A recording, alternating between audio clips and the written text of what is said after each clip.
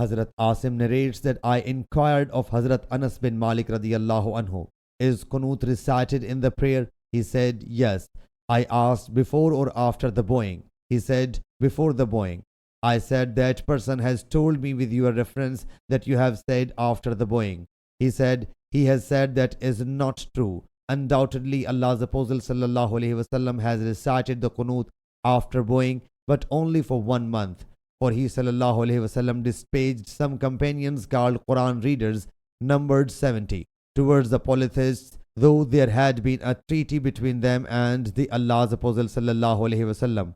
But they contravened the accord between them and Allah's Apostle sallallahu alaihi wasallam.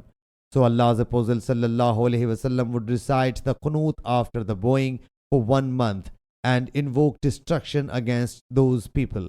Sahih Bukhari, Hadith number 4096.